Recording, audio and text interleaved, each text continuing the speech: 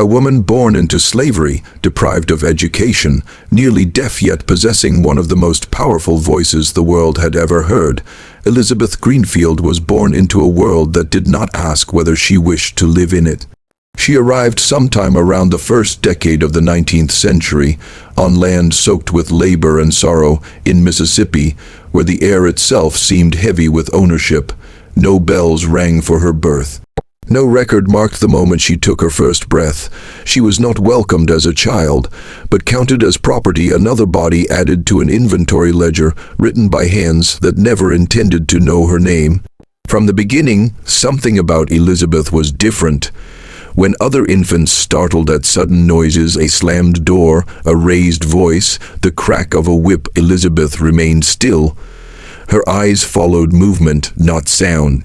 Her small chest rose and fell quietly, as if she lived half a step removed from the world around her.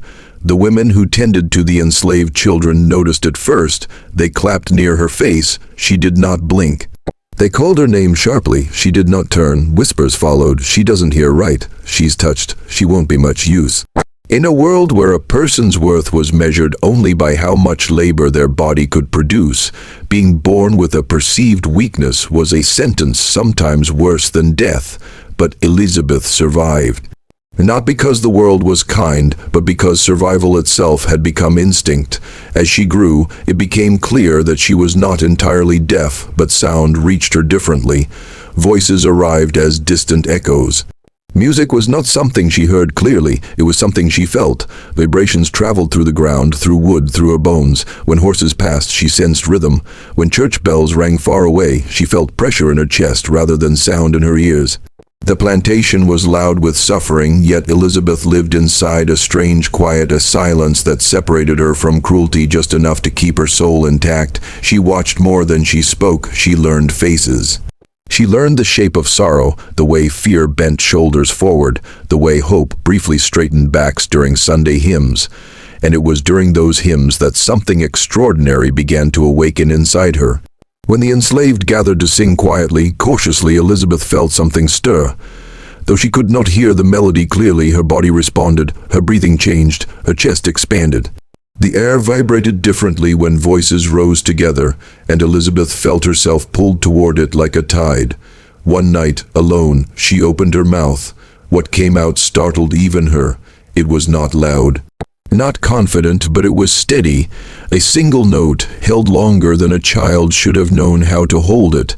The sound traveled from deep inside her, guided not by training or knowledge, but by instinct. She sang again and again. She did not know if it was beautiful. She did not know if it was correct. She only knew that when she sang, the world felt less cruel.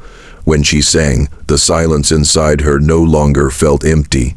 Elizabeth began singing wherever she could, softly, secretly, in corners of cabins, in fields when she believed no one was listening, at night, when the world finally slept and no one could tell her to stop. But voices like hers are never meant to stay hidden. One evening, someone heard her. At first, there was anger. Singing outside sanctioned labor songs was dangerous. It drew attention. It disrupted order. But when her owners heard the sound, truly heard it, their anger shifted into something colder. Curiosity. They did not hear a child. They heard potential, not human potential profit. Elizabeth was ordered to sing again. She obeyed, trembling, unsure if punishment would follow. Instead, silence filled the room, the kind of silence that means something has changed forever. Her voice was unlike anything they expected.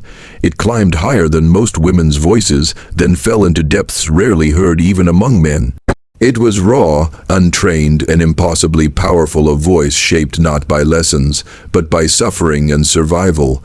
From that moment, Elizabeth's life changed, but not in the way freedom changes a person. She was paraded, displayed, made to sing when told, not for joy, not for expression, but as proof of possession. Her voice, like her body, did not belong to her, yet something remarkable happened each time she sang. No matter who owned her, no matter who commanded her voice, the sound itself refused to bow. Even when forced, her singing carried something uncontainable. It carried longing. It carried grief older than her own life. It carried a strange dignity that unsettled those who listened too closely. Elizabeth did not yet understand the power she carried. She only knew that singing was the one place where she felt whole, where silence stopped feeling like a punishment and began to feel like a space she could fill on her own terms. When her owners eventually moved north and later freed her, Elizabeth stepped into a new world, one that promised liberty but delivered rejection in subtler forms. She was no longer enslaved, yet she was still unseen, still unheard in ways that mattered. Freedom gave her movement but not belonging. She worked as a servant. She slept in small rooms. She sang quietly, unsure whether her voice would ever belong to her fully. She had no education, no teacher, no guide. Music remained something she learned through sensation, through breath, posture, vibration. She would press her hands against walls while singing, feeling the resonance travel through the wood. She learned how different spaces changed her voice. She learned how emotion altered sound. She learned that pain sharpened notes and hope softened them. Elizabeth Greenfield was teaching herself to sing in a world that insisted she had nothing worth teaching. And yet, somewhere inside her, a certainty began to grow. She did not have language for it. She did not yet have courage for it. But the certainty lived there all the same. Her voice was not an accident. Her silence was not a flaw. She had been born into quiet so deep that when she finally sang, the world would have no choice but to stop and listen. And this was only the beginning. Freedom did not arrive for Elizabeth Greenfield like sunlight breaking through clouds. It came quietly, without celebration, without protection, and without instruction. She was no longer owned, yet she quickly learned that being free and being welcomed were two very different things. The North was colder than the South, not just in climate, but in spirit. People spoke of abolition and progress, yet their eyes still measured her worth before their words did. Elizabeth walked streets where she was not in chains, but she was watched, questioned, and judged in silence. She carried freedom like a fragile object, afraid it might shatter if she held it too tightly. She worked as a domestic servant, cleaning homes she would never be invited to sit in. Her days were filled with quiet obedience, her nights with cautious dreaming. Music remained something private, something she practiced alone, unsure whether the world would ever allow her to claim it openly. But voices like hers do not stay hidden forever. One evening, in a modest parlor, Elizabeth sang without realizing how many ears were listening. A few guests had gathered, people of modest means, curious minds. She sang not to impress them, but because someone had asked her gently, not as a command. And for the first time, her voice felt almost invited. The room changed. Conversation stopped mid-sentence. A woman covered her mouth. A man stood without realizing he had risen from his chair. Elizabeth sang with no awareness of the effect she was having. She could not hear their gasps clearly, could not feel their astonishment the way they felt it. She only knew that something had settled into the air, heavy, reverent, undeniable. Word traveled quickly. Not through official channels, not through music schools or concert programs, but through whispered astonishment. "Have you heard her?" people asked, the black woman with the impossible voice. Curiosity replaced indifference. And curiosity, Elizabeth would soon learn, could be just as dangerous. When she first attempted to step into public performance, the doors closed immediately. Concert halls belonged to white Europeans trained in conservatories. Opera was considered sacred, untouchable by someone like her. She had no credentials, no patron, no formal education. Worse than that, she was a black woman rumored to be partially deaf. To many, she was not just unqualified, she was unthinkable.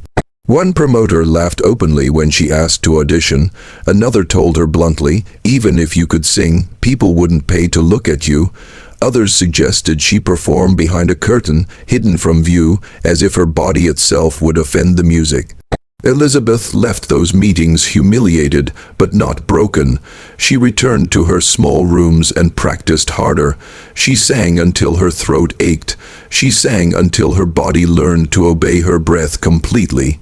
Without teachers, she taught herself discipline. Without sheet music, she memorized emotion. Without encouragement, she relied on something deeper, a quiet defiance. She barely understood herself. She learned how to use space. Large rooms gave her voice room to expand. Small rooms forced precision. She learned that grief sharpened high notes, that calm deepened low ones. She discovered that when she stood perfectly still, her voice carried further, as if movement distracted from its power. Still, the world resisted her. Critics accused her of imitation.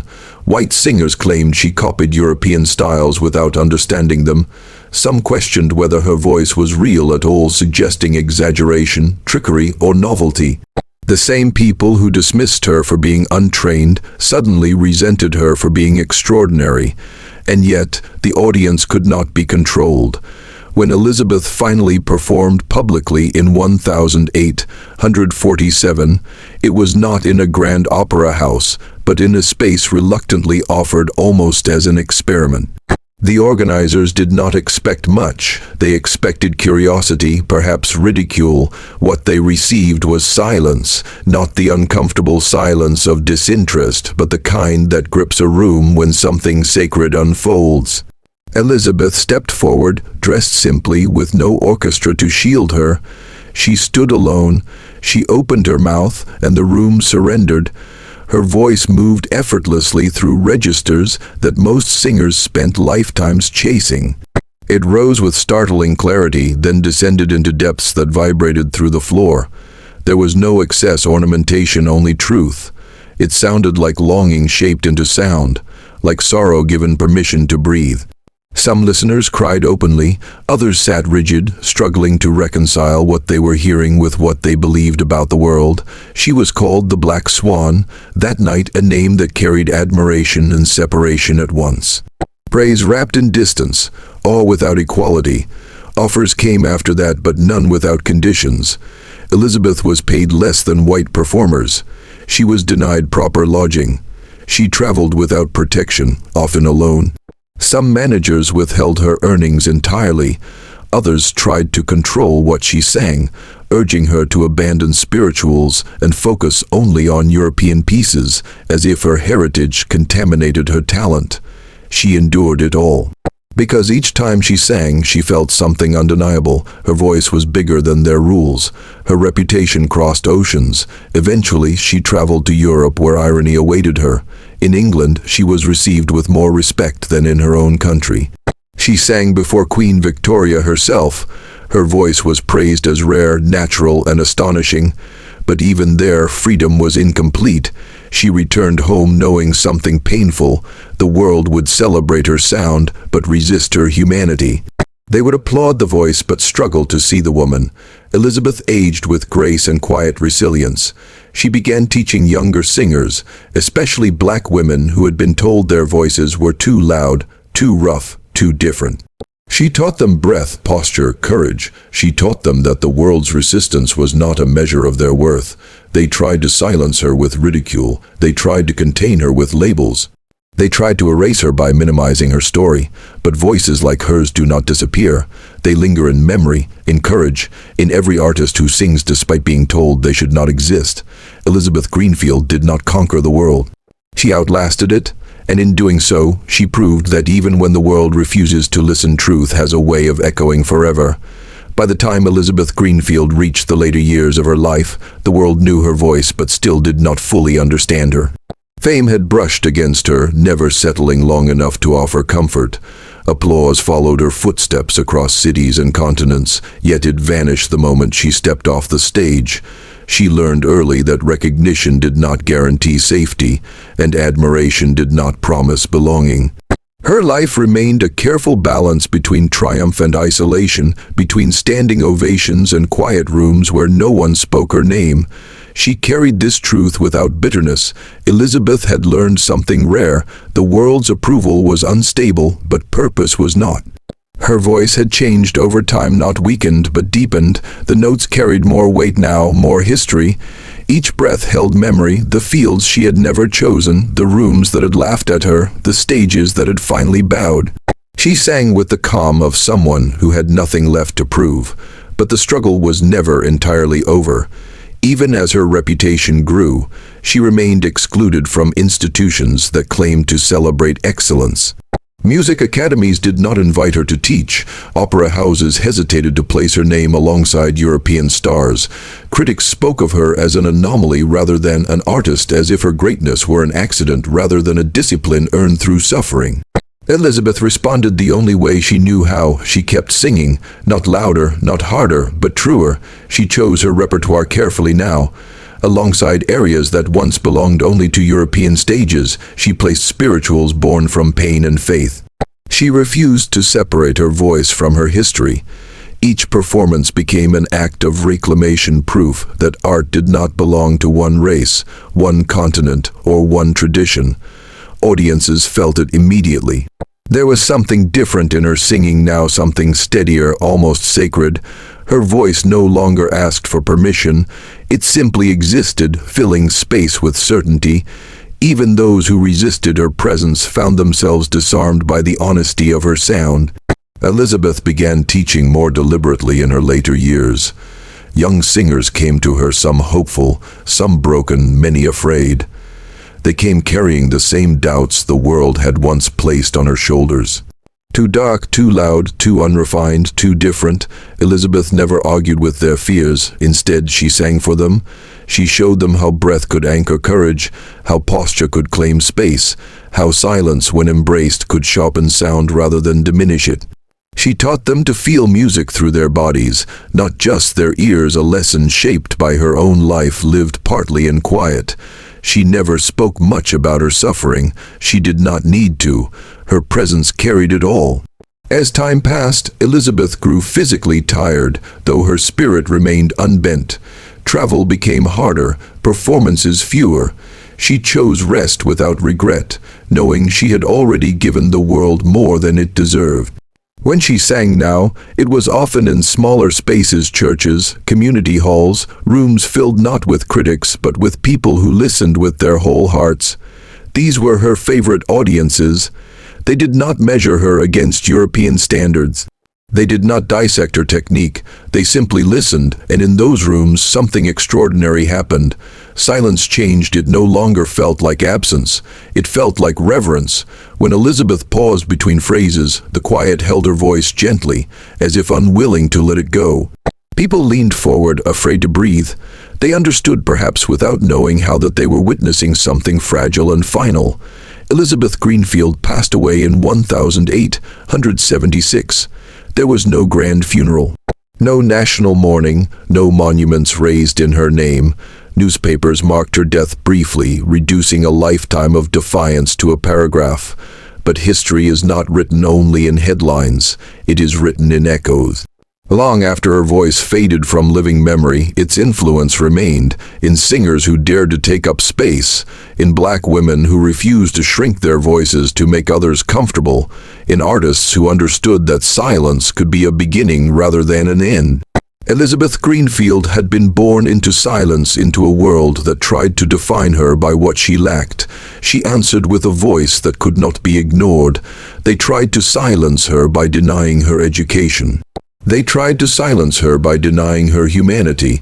They tried to silence her by celebrating her talent while erasing her struggle. But silence bowed not to volume, not to force, but to truth. Elizabeth did not sing to be remembered. She sang because her soul demanded it.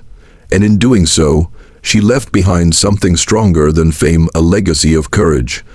A reminder that greatness does not require permission.